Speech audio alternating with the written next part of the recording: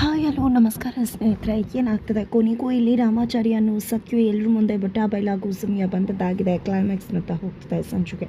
ಹಾಗಿದ್ರೆ ಏನಾಯಿತು, ಏನು ಕತೆ ತಿಳ್ಕೊಬೇಕು ಅಂದರೆ ಈಗಲೇ ನಮ್ಮ ಈ ಚಾನಲ್ನ ಸಬ್ಸ್ಕ್ರೈಬ್ ಮಾಡಿ, ಹಾಗೆ ಒಂದು ವಿಡಿಯೋವನ್ನು ಪೂರ್ತಿಯಾಗಿ ನೋಡೋದನ್ನು ಯಾವುದೇ ಕಾರಣಕ್ಕೂ ಕೂಡ ಮರಿಬೇಡಿ. ಇಲ್ಲಿ ರಾಮಾಚಾರಿ ತನ್ನ ತಮ್ಮ ಕಿಟಿಯ ಸಾವಿಗೆ ನ್ಯಾಯವನ್ನು ದೊರಕಿಸ್ಕೊಡ್ಬೇಕು, ಕಿಟಿ ಸಾವಿಗೆ ನ್ಯಾಯ ಸಿಗಬೇಕು ಅಂತ ಹೇಳಿ ಚಾರು ಹತ್ರ ರಿಕ್ವೆಸ್ಟ್ ಮಾಡ್ಕೋತಾರೆ. ಯಾಕಂದರೆ ಇಲ್ಲಿ ಚಾರು ಮೊದಲಲ್ಲಿ ರಾಮಾಚಾರಿ ಮಾತನ್ನು ನಂಬಿ ಇಲ್ಲಿ ಮಾನ್ಯತಾ ಜೊತೆ ಚೆನ್ನಾಗಿರುವ ಹಾಗೆ ನಾಟಕ ಮಾಡ್ತಾರೆ. ಬಟ್ ಯಾವಾಗ ಇಲ್ಲಿ ನವದೀಪ್ ಮಗ ವಿವೇಕ್ನ ಮದುವೆ ಆಗೋ ಪರಿಸ್ಥಿತಿ ಬಂತು, ಆಗ ನಿಜವಾಗ್ಲೂ ಚಾರು ಸಿಡದೆ ಇರ್ತಾಳೆ. ಅದ್ರ ಜೊತೆ ಕೂಡ ಇಲ್ಲಿ ವಿವೇಕ್ ಅಂತೂ ತುಂಬಾ ಮಿಸ್ಬಿಹೇವ್ ಮಾಡ್ತಾರೆ ಚಾರು ಜೊತೆ. ಇದರಿಂದಾಗಿ ಕೆಂಡಾಮಂಡಲ ಆದಂತಹ ಚಾರು ರಾಮಾಚಾರಿ ಬಳಿಗೆ ಬಂದದೆ ಈ ನಾಟಕವನ್ನು ಯಾವುದೇ ಕಾರಣಕ್ಕೂ ಕೂಡ ಮುಂದುವರಿಸೋದು ಬೇಡ, ದಯವಿಟ್ಟು ಈ ನಾಟಕನ ನಿಲ್ಲಿಸ್ಬಿಡು, ನನ್ನಿಂದ ಸಾಧ್ಯ ಇಲ್ಲ, ಆ ಹುಡುಗ ಬೇರೆ ನನ್ನ ಬಿಟ್ಟು ಬೇರೆ ಯಾರನ್ನೂ ಮದುವೆ ಆಗೋದಿಲ್ಲ ಅಂತ ಮಿಸ್ಬಿಹೇವ್ ಎಲ್ಲವನ್ನ ಕೂಡ ಮಾಡ್ತಾನೆ. ನಿಜವಾಗ್ಲೂ ಯಾವ್ದನ್ನ ಕೂಡ ನನ್ನಿಂದ ಸಹಿಸೋಕ್ಕಾಗ್ತಾ ಇಲ್ಲ ರಾಮಾಚಾರಿ ಅಂತ ಹೇಳಿದಾಗ ದಯವಿಟ್ಟು ಮೇಡಮ್ ಅರ್ಥ ಮಾಡ್ಕೊಳ್ಳಿ. ನಾವು ನಮ್ಮವ್ರ ಜೊತೆ ಹೋರಾಟ ಮಾಡೋದು ತುಂಬ ಕಷ್ಟ ಆಗುತ್ತೆ. ಹೊರಗಿನವ್ರ ಜೊತೆ ಏನು ನೇರವಾಗಿ ಹೋರಾಟ ಮಾಡಿಬಿಡ್ಬೋದು, ಆದರೆ ನಮ್ಮವರು ಅಂದಾಗ ಅಷ್ಟು ಸುಲಭಕ್ಕೆ ಹೋರಾಟ ಮಾಡೋದು ಆಗೋದಿಲ್ಲ. ಅದಕ್ಕೋಸ್ಕರನೇ ಈ ಒಂದು ಹಾದಿನ ಹುಡ್ಕೊಂಡಿರೋದು. ಬೇರೆ ಹಾದಿ ಇದ್ದಿದ್ರೆ ಖಂಡಿತವಾಗ್ಲೂ ಈ ಪ್ಲ್ಯಾನ್ ಯಾಕೆ ಮಾಡಬೇಕಾಗಿತ್ತು, ನಾವು ದಯವಿಟ್ಟು ಅರ್ಥ ಮಾಡ್ಕೊಳ್ಳಿ ಅಂತಂದರೂ ಇಲ್ಲಿ ಚಾರು ಒಪ್ಕೊಳ್ಳೋದಿಲ್ಲ. ದಯವಿಟ್ಟು ನನ್ನ ತಮ್ಮನ ಸಾವಿಗೆ ನ್ಯಾಯ ಕೊಡಿಸ್ಬೇಕು ನಾನು, ಅದಕ್ಕೋಸ್ಕರನೇ ಇಷ್ಟೆಲ್ಲ ಹೋರಾಟ ಮಾಡ್ತಿರೋದು. ನನಗೆ ಗೊತ್ತಿದೆ ನನ್ನ ಹೆಂಡತಿಗೆ ಯಾವತ್ತೂ ಕೂಡ ತನಗೆ ಎಷ್ಟು ತೊಂದರೆ ಆದರೂ ಪರವಾಗಿಲ್ಲ, ಇನ್ನೊಬ್ರಿಗೆ ತೊಂದರೆ ಮಾಡಲಿಕ್ಕೆ ಇಷ್ಟಪಡುವುದಿಲ್ಲ ಅಂತ ಒಪ್ಕೋತೀರಾ ಅಲ್ವಾ ಮೇಡಮ್ ಅಂತ ಹೇಳಿದಾಗ ಇಲ್ಲಿ ಸರಿ ಆಯಿತು ಅಂತ ಚಾರು ಒಪ್ಕೋತಾರೆ. ಜೊತೆಗೆ ಇಲ್ಲಿ ವಿವೇಕ್ನ ಮದುವೆ ಆಗೋದಕ್ಕೂ ಕೂಡ ಒಪ್ಕೋತಾರೆ. ಇಲ್ಲಿ ರಾಮಾಚಾರಿ ನೀವೇನು ಯೋಚನೆ ಮಾಡಿಬಿಡಿ, ನಾನು ನಿಮಗೆ ನೆರಳಾಗಿ ಕಾವಲಾಗಿರ್ತೀನಿ ಅಂತ ಹೇಳಿ ಮಾನ್ಯತಾ ಮನೆಗೆ ಚಾರು ಜೊತೆ ಹೊಡ್ತಾರೆ. ಇಲ್ಲಿ ಮಾನ್ಯತಾ ಮನೆಗೆ ರಾಮಾಚಾರಿನೇ ಫಸ್ಟ್ ಎಂಟ್ರಿ ಕೊಡ್ತಾರೆ. ಇಲ್ಲಿ ನಿಮ್ಮ ಮಗಳನ್ನ ಮೊದಲು ನಿಮ್ಮ ಮನೆಗೆ ಕರ್ಕೊಂಡು ಹೋಗಿ, ರಾಮಾಚಾರಿ ಮುಗ್ದೋದ ಸತ್ತೋದ, ಆದರೆ ಚಾರು ಮನೇಲಿದ್ದಾಳಲ್ಲ, ನಂಗೆ ತುಂಬಾ ಇರಿಟೇಟ್ ಆಗ್ತದೆ ಅಂತ ಹೇಳ್ತಾರೆ. ಅಷ್ಟರಲ್ಲಿ ಚಾರುನೇ ಅಲ್ಲಿಗೆ ಬರ್ತಾರೆ. ಅದರ ನಡುವೆ ಚಾರು ಮದುವೆನ ವಿವೇಕ್ ಜೊತೆ ಫಿಕ್ಸ್ ಮಾಡಿದ್ದೀನಿ ಅಂತ ಕೂಡ ಮಾನ್ಯತಾ ಹೇಳಿರ್ತಾರೆ. ಇಲ್ಲಿ ಚಾರು ಹತ್ರ ಕಿಟಿ ಕೂಡ ನಮ್ಮದೇ ಪಾರ್ಟಿ ಅಂತ ಹೇಳಿ ಚಾರು ಜೊತೆ ಎಲ್ಲವನ್ನ ಕೂಡ ಹೇಳ್ಕೊತಾರೆ ಮಾನ್ಯತಾ. ತದನಂತರ ಇಲ್ಲಿ ಚಾರು ನನಗೆ ಯಾವುದಾದ್ರೂ ಬಾಡಿ ಗಾರ್ಡ್ ಬೇಕಿತ್ತು ಮಮ್ಮ, ಅರೇಂಜ್ ಮಾಡೋಕ್ಕಾಗತ್ತಾ ಅಂದಾಗ ಬಾಡಿ ಗಾರ್ಡ್ ಮ್ಯಾನೇಜರ್ ಎಲ್ಲರನ್ನ ಕೂಡ ಅರೇಂಜ್ ಮಾಡ್ತೀನಿ, ಒಬ್ಬರೇ ಒಂದೇ ಕೆಲಸ ಮಾಡಿದ್ರೆ ಚೆನ್ನಾಗಿರುತ್ತೆ ಅಂತ ಮಾನ್ಯತಾ ಹೇಳ್ತಿದ್ದಾಗ ಈ ಕಡೆ ಕಿಟ್ಟಿನೇ ಕೊಟ್ಬಿಡು ಬಾಡಿ ಗಾರ್ಡ್ ಆಗಿ ಅಂತ ಚಾರು ಹೇಳಿದಾಗ ಕಿಟ್ಟಿ ಯಾಕಿರ್ತಕ್ಕಂಥ ರಾಮಾಚಾರಿ ಮೊದಲಲ್ಲಿ ಒಪ್ಕೊಳ್ಳೋದಿಲ್ಲ. ತದನಂತರ ಮಾನ್ಯತಾ ರಿಕ್ವೆಸ್ಟ್ ಮಾಡ್ಕೊಂಡ್ಮೇಲೆ ಸರಿ ಆಯಿತು ಅಂತ ಹೇಳ್ತಾರೆ. ಬಟ್ ಇದು ಎಲ್ಲವೂ ಕೂಡ ಜಿಕೆ ತಲೆ ಕೆಡಿಸ್ತದೆ. ಯಾಕಂದರೆ ಅವನಿಗೆ ತುಂಬ ಚೆನ್ನಾಗಿ ಗೊತ್ತು ಇಲ್ಲಿ ರಾಮಾಚಾರಿ ಮತ್ತು ಚಾರು ಇಬ್ಬರು ಕೂಡ ನಾಟಕ ಮಾಡ್ತಿದ್ದಾರೆ. ಎಷ್ಟು ಚಂದ ನಾಟಕ ಮಾಡ್ತಿದ್ದಾರೆ, ಇವ್ರಿಗೆ ಯಾರಿಗೂ ಕೂಡ ಅರ್ಥನೇ ಆಗ್ತಿಲ್ವಲ್ಲಪ್ಪ ಅಂತ ಹೇಳಿ ಜಿಗೆ ತಲೆ ಕೆಟ್ಟು ಹೋಗ್ತದೆ. ಯಾಕಂದರೆ ಅವನಿಗೆ ತುಂಬ ಚೆನ್ನಾಗಿ ಗೊತ್ತದೆ ಸತ್ತಿರೋದು ಕಿಟ್ಟಿ ರಾಮಾಚಾರಿ ಅಲ್ಲ ಅಂತಕ್ಕಂಥದ್ದು. ಹಾಗಾಗಿನೇ ಇಲ್ಲಿ ಮಾನ್ಯತಾಗೂ ಕೂಡ ಹೇಳೋಕ್ಕೆ ಟ್ರೈ ಮಾಡಿದ್ರು ಜಿಗೆ, ಬಟ್ ಮಾನ್ಯತಾ ಅಲ್ಲಿ ನಂಬಲಿಲ್ಲ. ಹಾಗಾಗಿ ಇಲ್ಲಿ ಏನು ಮಾಡ್ತು ಅಂತ ತಲೆ ಕೆಟ್ಟೋದಕ್ಕಿದೆ ಆಚೆ ಬಂದಿದ್ದೆ ಹುಚ್ಚಿಡ್ದಂಗೆ ಆಡ್ತಿರ್ತಾರೆ.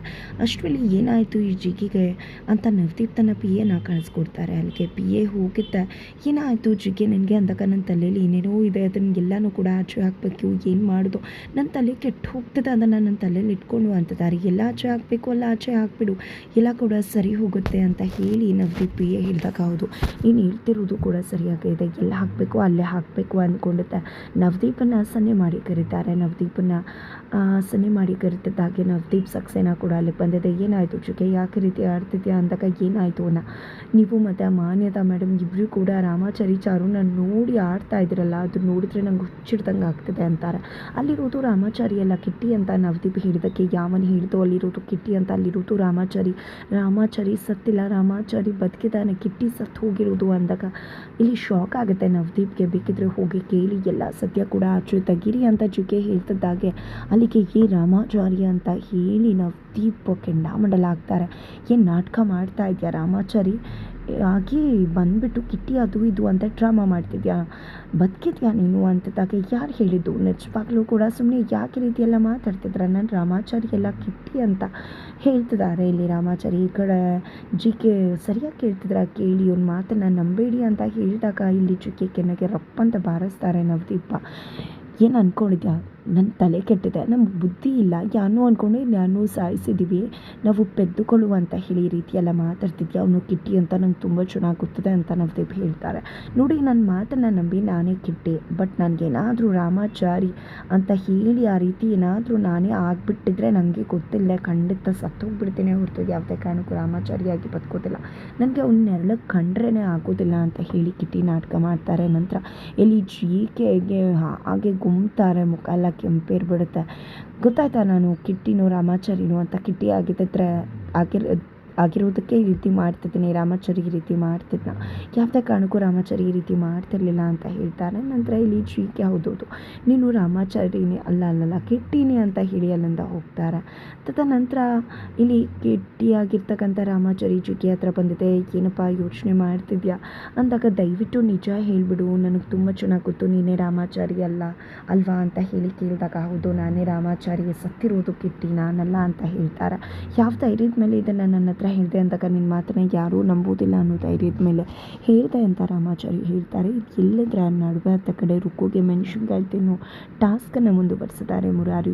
ನಮ್ಮ ಕಿಟ್ಟಿ ಸಾಯಿಸಿದ್ದಕ್ಕೆ ಇದೆಲ್ಲ ಜಸ್ಟ್ ಕಡಿಮೆನೇ ಆಯಿತು ಅಂತ ಹೇಳ್ತಾರೆ. ಇಲ್ಲ, ಎದೆ ಉರಿತದೆ, ಸಾಕಾಯಿತು, ಮೆಣಸಿನ್ಕಾಯಿನ ತಿಂದು ದಯವಿಟ್ಟು ಅದು ನಿಮ್ಮ ರಾಮಾಚಾರಿಗೆ ಹೇಳಿಬಿಡು ಅಂದಾಗ, ದೆವ್ವ ರಾಮಾಚಾರಿಗೆ ಫೋನ್ ಮಾಡಿ ಮೆಸೇಜ್ ಮಾಡ್ತೀನಿ ಅಂತ ಹೇಳಿ ಫೋನ್ ಮಾಡಿ ಮೆಸೇಜ್ ಮಾಡೋ ರೀತಿ ನಾಟಕ ಮಾಡ್ತಾರೆ.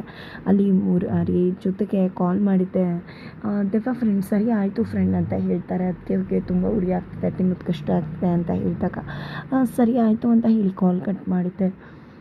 ಇಲ್ಲಿ ಏನು ಹೇಳ್ತಾರೆ, ನಿನ್ನ ದೆವ್ವ ಫ್ರೆಂಡ್ ರಾಮಾಚಾರಿ ಅಂತ ಇಲ್ಲಿ ರುಕ್ಕು ಕೇಳಿದ್ದಕ್ಕೆ, ತಿನ್ನಬಾರ್ದಂತೆ ನೀವು ಅಂದಾಗ, ನನಗೆ ಗೊತ್ತಿತ್ತು ಇದೇ ರೀತಿ ಹೇಳ್ತಾರೆ ಅಂತ ಅಂದಾಗ, ನೀವು ಈಗೇನಾದರೂ ತಿನ್ನಲಿಲ್ಲ ಅಂದರೆ ಅರ್ಧ ಕೆ ಜಿಗೆ ಬದಲಾಗಿ 1 kg ಮೆಣಸಿನ್ಕಾಯಿ ತಿನ್ನಬೇಕಾಗತ್ತೆ ಅಂತ ಹೇಳಿದ್ರು ಅಂತ ಮುರಾರಿ ಹೇಳಿದ ತಕ್ಷಣ, ಇಲ್ಲ ಇದನ್ನೇ ತಿಂತೀನಿ ಅಂತ ರುಕ್ಕು ತಿನ್ನೋಕ್ಕೆ ಮುಂದಾಗ್ತಿದ್ದಾರೆ.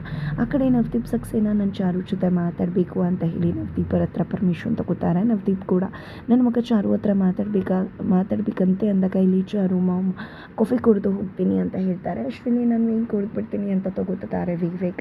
ಈ ಕಡೆ ಅಡುಗೆ ಮನೆಗೆ ಬಂದಂತಹ ಚಾರು, ನೋಡಿದ್ಯಾ ರಾಮಾಚಾರಿಗೆ ಏನಾಗ್ತದೆ ಅಂತ ನಾಟಕ ಅಂದಿದ್ದೆ, ಅಲ್ಲ ಅಂದಿದ್ರೆ ಇಷ್ಟೊತ್ತಿಗೆ ಆಲ್ರೆಡಿ ಅವನಿಗೆ ಸರಿಯಾಗಿ ಗುಂಬಿಡ್ತದೆ, ಎಷ್ಟು ಸಿಟ್ಟು ಕೋಪ ಬರ್ತದೆ ಗೊತ್ತಾ ಅಂತ ಹೇಳಿದಾಗ, ದಯವಿಟ್ಟು ಮೇಡಮ್ ಅರ್ಥ ಮಾಡ್ಕೊಳ್ಳಿ, ನಾಟಕನ ಮುಂದುವರಿಸಿ, ನಾನು ನಿಮ್ಮ ಜೊತೆನೇ ಇದ್ದೀನಿ ಅಲ್ವಾ ಅಂತ ಹೇಳಿ ರಾಮಾಚಾರಿ ಹೇಳ್ತಾರೆ. ನಾನು ಇದರ ನಡುವೆ ಮನೆಗೆ ಬರ್ತಾರೆ ರಾಮಾಚಾರಿ, ಮುರಾರಿ, ಚಾರು ಎಲ್ಲರೂ ಕೂಡ. ಮನೆಯಲ್ಲಿ ACP ಸಿದ್ಧಾರ್ಥ್ ಕಾಲ್ ಮಾಡ್ತಾರೆ, ಬಸವರಾಜ್ ಇದ್ದಾರ ಅಂತ. ಇದರಿಂದ ಕಿಂಡಾಮಣಲಾಗ್ಬಿಡ್ತಾಳೆ ಚಾರು ಅಂತಲೇ ಹೇಳ್ಬೋದು. ಯಾಕಂದರೆ ಇಲ್ಲಿರೋದು ಬಸವರಾಜ್, ನನ್ನ ಗಂಡ ರಾಮಾಚಾರಿ ನಂಬರಿದು ಅಂತ ಹೇಳಿದ ತಕ್ಷಣ ಆ ಕಡೆ ಮುರಾರಿ ಮತ್ತು ರಾಮಾಚಾರಿ ಶಾಕ್ ಆಗ್ತಿದ್ದಾರೆ. ಆಯಿತು ಎಡವಟ್ಟು ಅಂತ ಹೇಳಿ. ಕೊನೆಗೂ ಇಲ್ಲಿ ರಾಮಾಚಾರಿ ಸತ್ತಿಲ್ಲ, ಕಿಟ್ಟಿ ಸತ್ತೋಗಿದ್ದಾನೆ ಅನ್ನೋ ವಿಷಯ ಕೊನೆಗೂ ACP ಸಿದ್ಧಾರ್ಥ್ಗೆ ಗೊತ್ತಾಗೇ ಹೋಯ್ತಾ. ಈ ವಿಶ್ವ ನವದೀಪ್ ಮಾನ್ಯತಾಗೂ ಕೂಡ ಮುಟ್ತಾ ಏನಾಯಿತು, ಏನು ಕತೆ ಏನಾಗುತ್ತೆ ಎಲ್ಲವನ್ನೂ ಕೂಡ ತಿಳ್ಕೊಬೇಕು ಅಂದರೆ ಈಗಲೇ ನಮ್ಮ ಈ ಚಾನಲ್ನ ಸಬ್ಸ್ಕ್ರೈಬ್ ಮಾಡಿ ಮುಂದಿನ ವೀಡಿಯೋಗೆ ವೇಟ್ ಮಾಡೋದನ್ನು ಮರಿಬೇಡಿ.